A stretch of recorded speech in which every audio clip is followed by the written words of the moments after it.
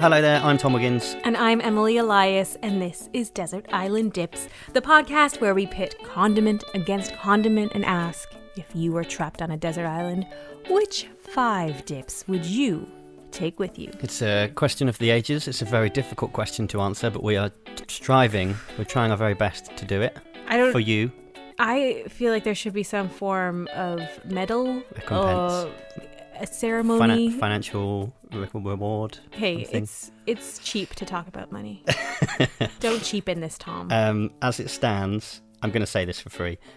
We have tomato ketchup, brown sauce, English mustard, barbecue sauce, and sriracha on the island. That's right, isn't it? That is right. Yeah.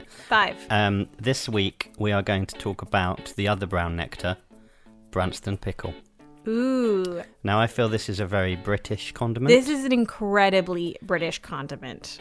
Almost sort of like almost like it's a joke how British this is. This is outrageously British. Like, I don't think most Canadians even have a point of reference of what this means. To us, pickles are little like cucumbers that are in a brine and taste delicious. Yeah.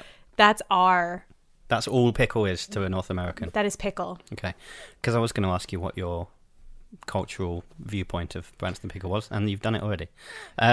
Obviously, there is a connection between the jar of pickled cucumbers and the Branston Pickle, but I'm not going to tell you what that is yet. Basically, Branston Pickle these days doesn't have the name on it anymore, but it was invented by a company called Crosse and Blackwell, who you may have heard of. No. They do other things. Okay. In 1819, so we're going back quite a long time, a chap called Edmund Crosse and another one called Thomas Blackwell, they joined a salted fish company as apprentices. The company's called West and Wyatt. Is this a prominent salted fish company of the time? They're not important, so okay. Don't worry about West and Wyatt. But you know, if you start a new job, sometimes you start at the same time as a few other people, and you have to go to those really boring like induction things where they tell you about the company, they tell you what the pension is, tell me where about the toilets it. are. That sort of like rah corporate spirit they try drill into you because they haven't crushed your soul yet. They try and get you straight away. Yeah. Drink the Kool-Aid, give us all your hours. We may give you some small compensation. West and Wyatt clearly did a version of this back in 1819 with the salted fish, because you quite often you'll bond with the people that are on that little course with you, sort of that you'll work out the people that are like, I'm not here for this rubbish, very early on, and you'll be like, okay, we'll probably get on with it. This has clearly happened with Mr. Crosse and Mr. Blackwell because they become quite good friends very quickly. So they worked there for quite a while, for about 11 years, and Mr. Wyatt has retired at this point, and Mr. West has died. So the company is in sort of a limbo situation. And Mr. Crosse and Mr. Blackwell, they combine 600 quid that they've borrowed from their families, and they buy the company. That must have been a lot of money in those days. I'm not an expert on currency over the ages. Really, but because when I look into your eyes, I think a man who knows inflation rates, historical inflation rates off the top of his head. And new and old money differences and all that kind of stuff. Yeah, definitely £600. But still, a lot of money. I mean, if you can buy a company for £600, you know, that's clearly quite a lot. I mean, it's a company. It's a whole company. You can't buy them for £600 now. So yes, a lot of money. They basically go from strength to strength. These guys are clearly entrepreneurial wizards because they just build up this company and they expand the business. First sort of big landmark for Crosse and Blackwell. In 1841, it becomes the first company in the world to mass produce jam. How about that? Congratulations. Apparently before that it was like a sort of hobbyist type thing, you know, it would just be done like in mom people's and pop houses. Exactly, yeah. Operation. And they turn it into a wholesale operation. Wow. Where would we be today without them? Exactly. And I mean, I think if I'd done that, I probably would have just gone, well, that'll do me. I'm now the first mass producer of jam. We'll just stick with that. Yeah, that's why you leave all your entrepreneurial spirit to podcasting. Exactly. That'll do me. A few years later, they've got 100 different products in their range. 1844, there's 100 different products in the Crosse and Blackwell range. So this is including jams? Including jams. They do 25 different types of soup. They do pickled vegetables and stuff like that. So your cucumbers that you were talking about and other types of pickles and sauces. However, Branston at this time does not exist. This is before BB, before Branston. Obviously, the act of pickling has been around for thousands of years. We keep bringing them up, but the cucumbers, it's a very popular way, and has been a very popular way for a very long time, of preserving things. You just put it in vinegar or brine, and it lasts for ages. It's a very useful thing to know how to do. Apparently, they were pickling cucumbers in India in 2030 BC. That's impressive. And I shouldn't have done that, because I've now confused BC and BB, before Christ and before Branston. Give or take 2,000 years is the difference, but yeah. But let's make sure that people are aware that those are two different measurements. So, how do you know? You said that pickle to you and to other North Americans, or particularly Canadians, is just pickle, vegetables in pickle. Yeah. What about chutney? No, I think we go down with the chutneys. You know chutneys. We know chutneys, okay. But I think just like the way that Branston Pickle is branded within the UK, it's very foreign to us in that sense. Like, because if you said, "Hey, do you want some chutney?" I think every Canadian I know would be like, "I completely understand what condiment you are offering me." If you were to offer someone some Branston Pickle, I think there'd be like a moment of hesitation of like, or remove pickle, the word Branston for or the just time pickle. Now. Yeah. There'd be a hesitation of like, what is this weird brown goo in a jar, and how do I eat it? The reason I bring it up is just because I was unsure of the difference between pickle and chutney, because I don't have that. For you, pickle and chutney, you would go, well, pickle's just a cucumber in a jar that's been pickled. That's easy. Chutney is, layers of flavour. Yeah. So I thought, for your British listener who, like me, probably isn't quite sure of the difference between a pickle and a chutney, pickle uses raw ingredients. There's sort of two meanings of the word raw there, or only lightly cooked, whereas chutney is cooked for much longer. There's your difference between pickle and chutney. So the vegetable within the chutney is more broken down than it would be in a pickle. Yeah. Pickle's more kind of a chunkier spread. So I don't know if that's the right word, but range, I'm going with spread. Yeah, no, that's fine, I think. There's a range of pickles available at this time. Lots of different companies making them. But the accepted method of doing this at the time is using these big copper vessels. And in 1851, there's a medical journal called The Lancet, which I think might still It very much still exists today. Now. Yeah. They discovered and revealed that using these big copper vats to make pickle is potentially harmful. Oh.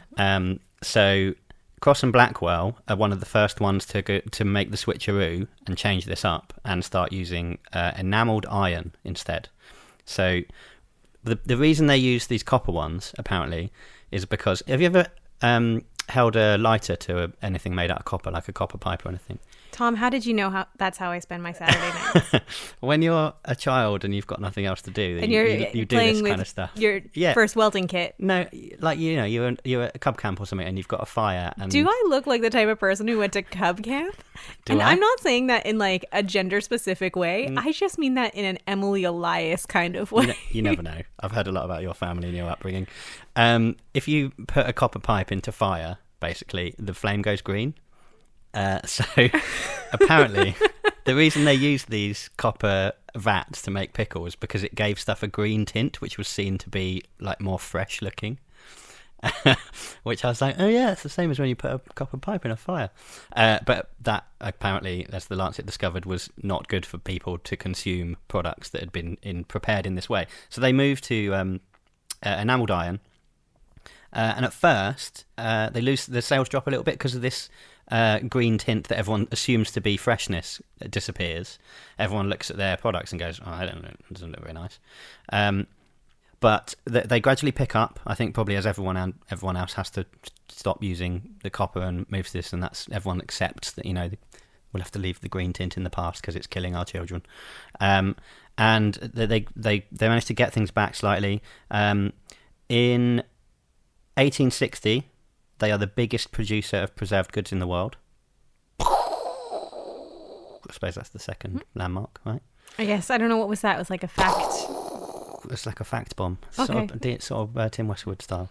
In 1869, 2 million bottles of pickles sold by Crosse and Blackwell. Wow. 2 million. Now we come to a sort of crossroads in the story. I think we've talked about this chap before. A company called Lazenby and Sons. I think we might have mentioned in the either brown sauce or Worcester sauce episode, because he had a sort of precursor, an anchovy, a thin anchovy based sauce, which is essentially what Worcester sauce is, right? So in 1871, a chap called Walter Lazenby takes control of this Lazenby and Sons company. As you might have guessed, he's one of the sons.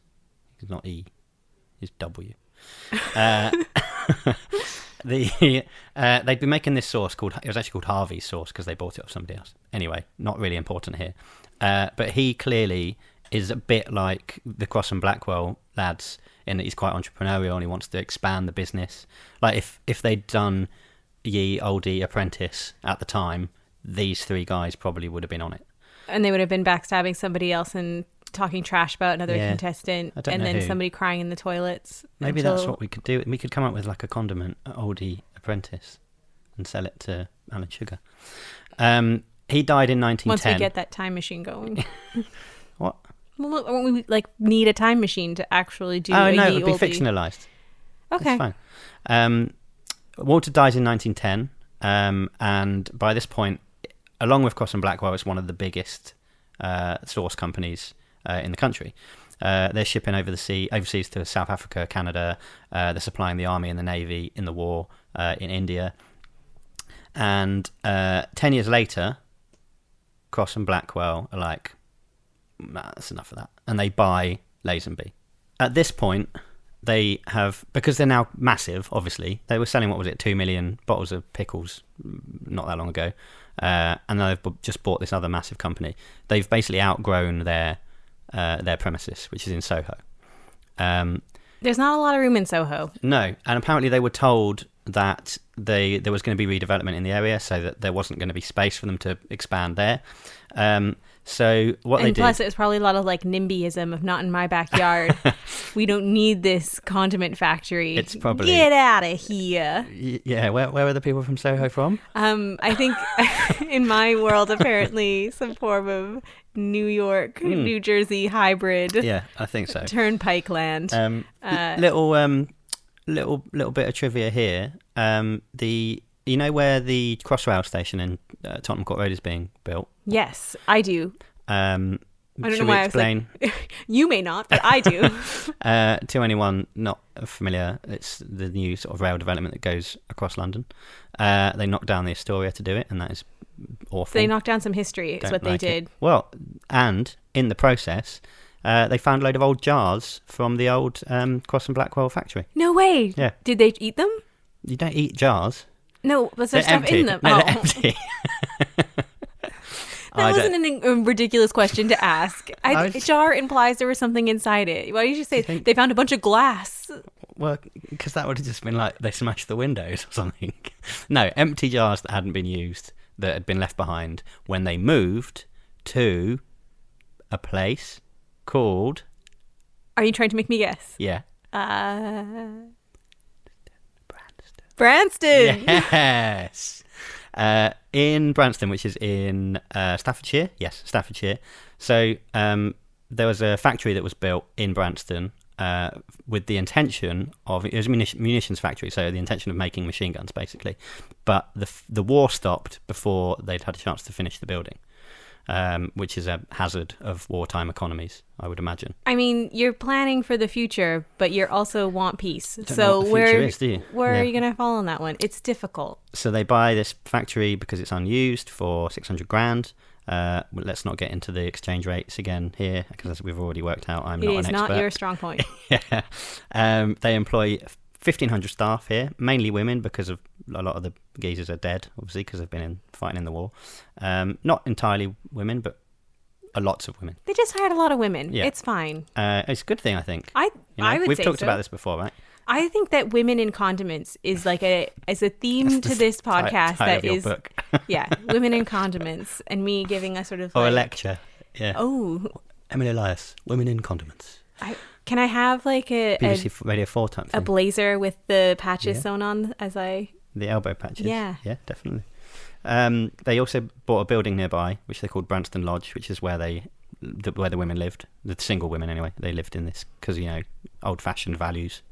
If they've not got a man to look after them, how are they supposed to live? Let's send them to this warehouse to live. Live in this warehouse. And I think you get the sense reading about it that's actually not too bad. Was it kind of like with like Cadbury and like that sort of era of people taking care of their workers? Yeah, I think so. Yeah, I mean, and Coleman's and all 1920, that. So yeah.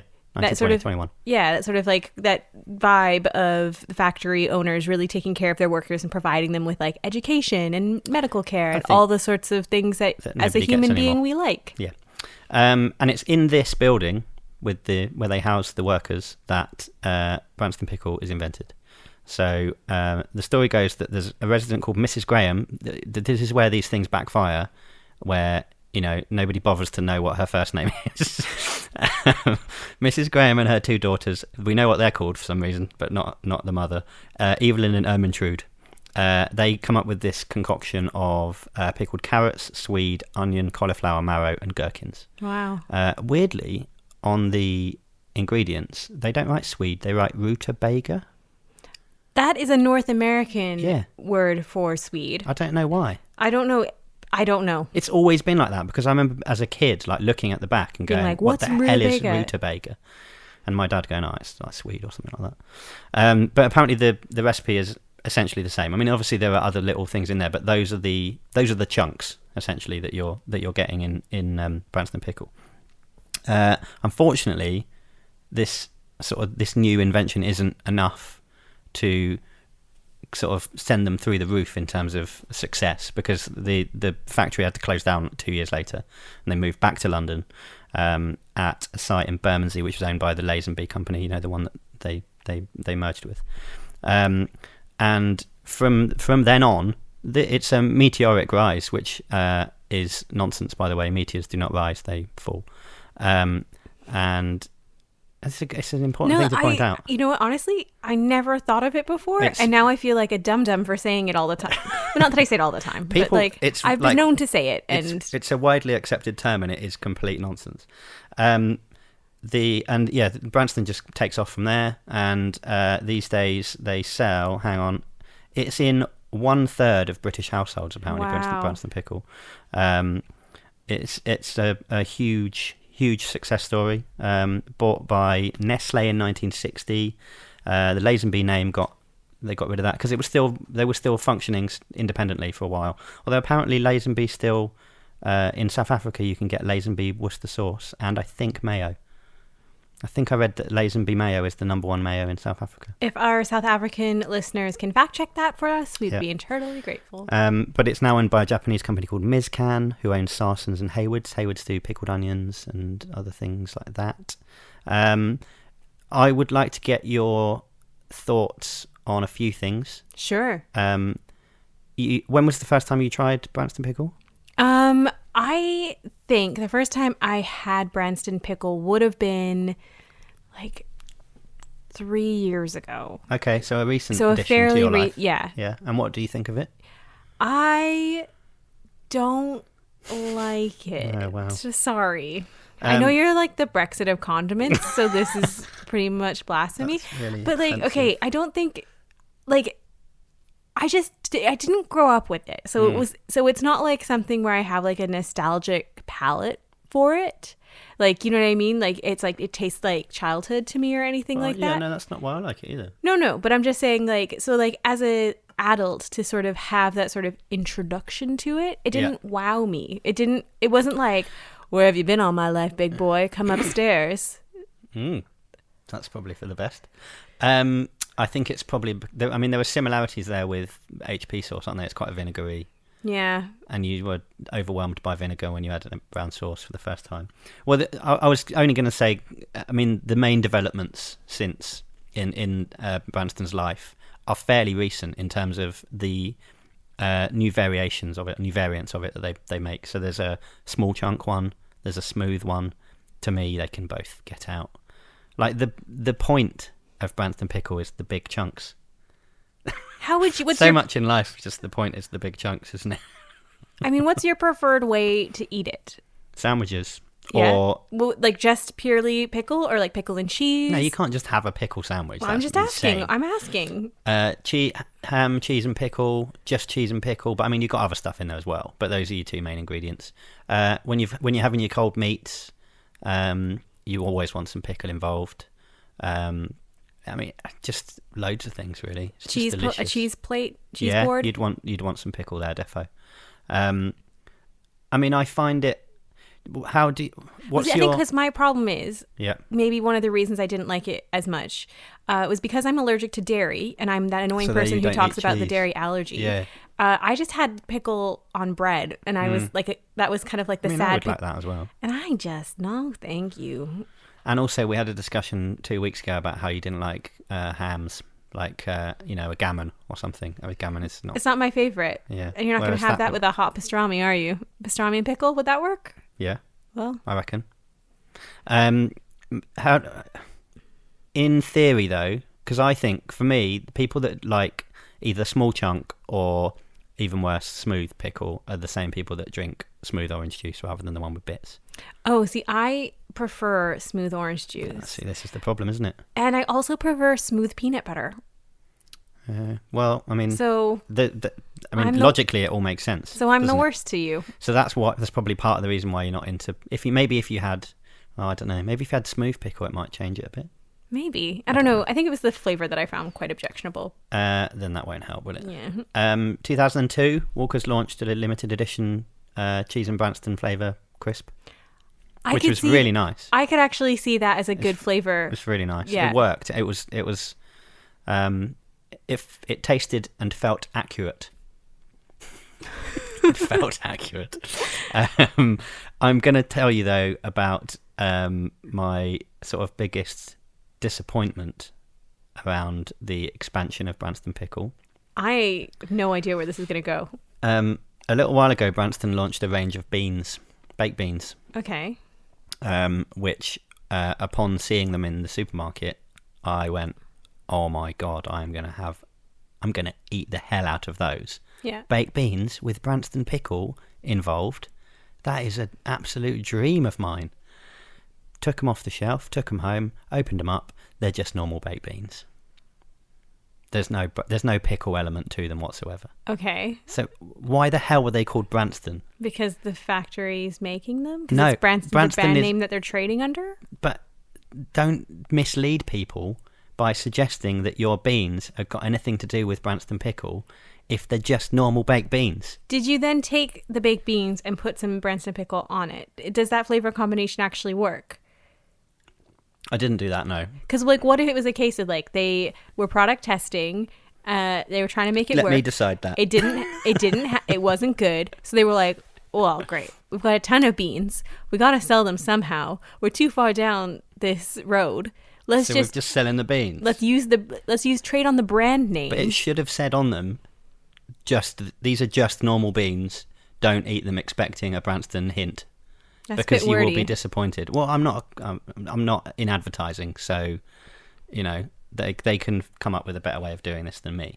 But what I want to talk about here in relation to that is that they haven't launched this yet, but last year on their Facebook page, Branston said, "Here you are, guys." That's how you talk on the internet, isn't it? On social media. Yeah. It's like, Yaz, hey, what? All that nonsense. Word. They were like, we've come up with this idea. They didn't. I'm paraphrasing here. It's called a Branston Pickle Briem Egg. Briem. Briem Egg. What is that? I think they were trying to tap into the Easter thing. Right. And they were saying we're thinking about putting this on sale for next Easter.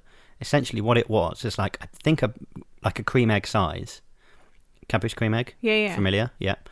But it was a cheddar shell surrounding soft brie with a tangy Branston pickle centre. Are you so sure like a savoury cream egg? Are you sure this isn't like an April Fool's joke? No. Like that has gone awry? It wasn't April Fool's. It was the 16th of April. This story broke on their Facebook page. I mean, there's a picture of it here that I'm not going to turn. I'm not going to turn the laptop around because it will get in the way. Too complicated. Yeah. I'm curious of how that would taste. I am going to do that. Look.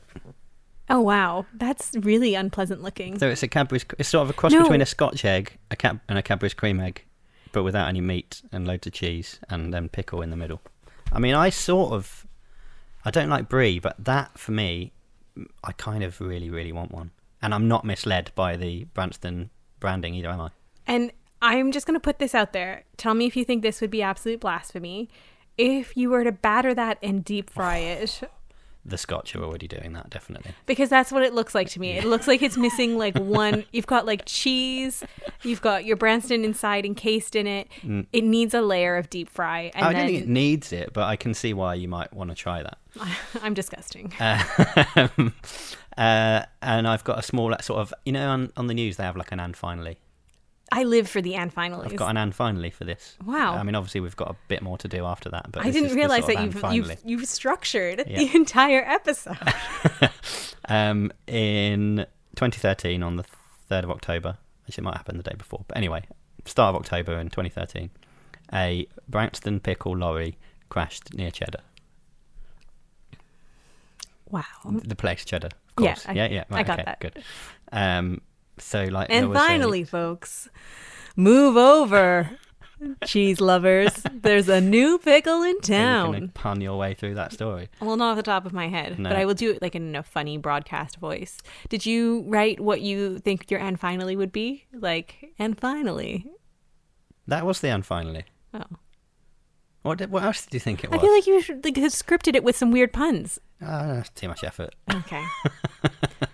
It makes enough effort to find the and finally, not enough to include the puns. The thing for me, that the actual accident was 10 miles away from Cheddar, which is not that close, is it? No. But I can just sort of imagine someone hearing that and going down there with some bread of their own and just being ready to dip in, and then realising that Cheddar is a place and not actual cheese. But they do make cheese, so I can just imagine like an intern or being paired with a really surly cameraman who having to go and do a piece to camera. And the intern is really excited because he's doing a news story, and the cameraman has seen it 1,000 times before, and he's it's like 60, and he's just sick of this. He's ready to retire, and he just can't take it. That's what I imagine with that story. And you'd assume that all these stories that were on the internet about it were written by the work experience as well, wouldn't you? Yeah.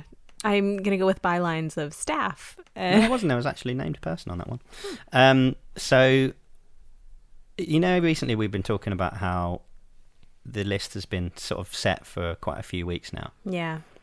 If it were entirely up to me, yeah, barbecue would go now, and Branston Pickle would be on. I completely understand that. If it was entirely up to me, I think barbecue would have gone and soy sauce would be on. Okay, yeah. Sorry. And that didn't happen. No. So this can't happen either. No. This is an equal trade-off. Yeah. Because for me, and I was thinking about it over the past few days that we haven't seen each other, like whether or not I should try to remake the case for soy sauce, because it's too late for that now. But it's so integral in my life that I'm upset that it's not there. there. It's published. There's nothing you can do about it. I'm just putting it out there. It's like chiseled into rock, that.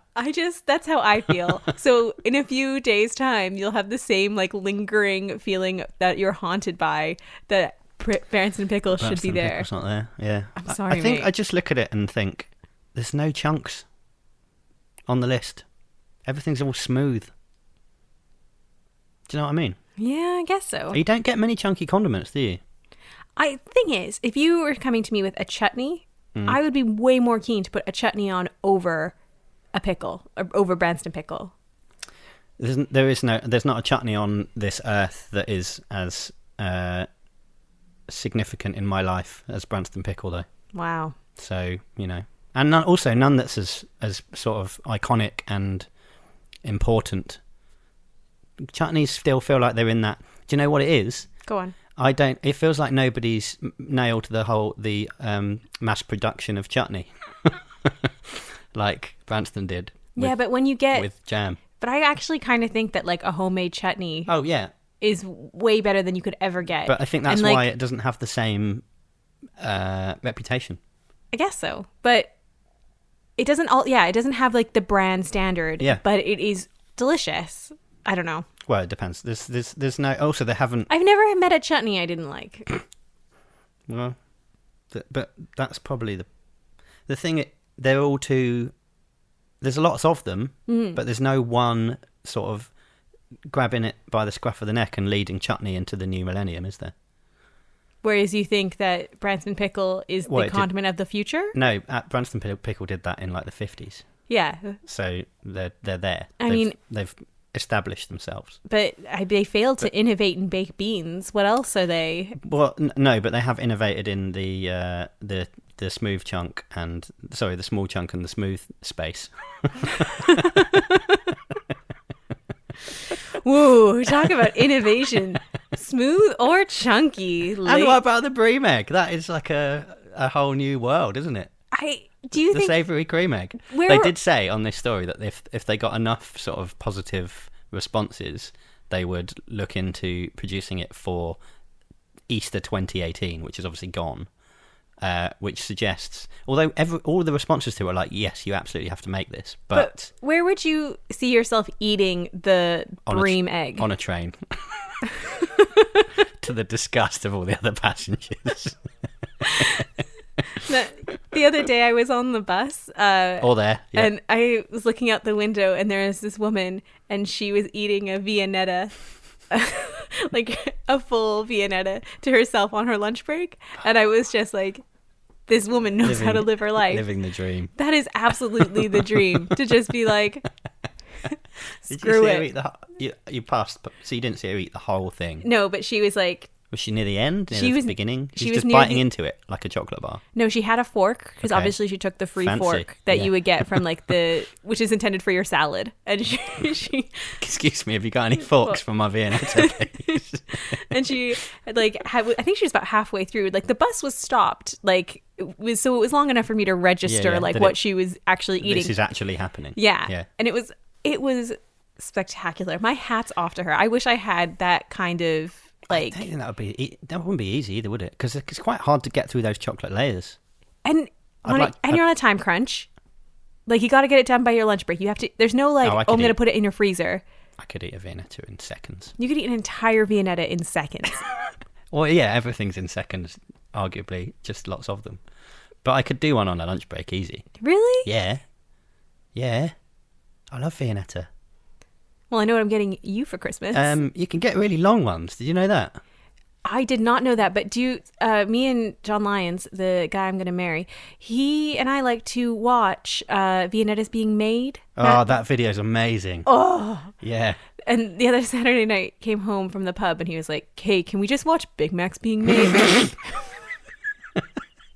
I was like, yes, we are meant for each other. Let's just watch Big Macs being made now. But a person does that, don't they? What, making Big Macs? Yeah. Yes, but there's like a Big Mac flip that they have to do with the 3 buns.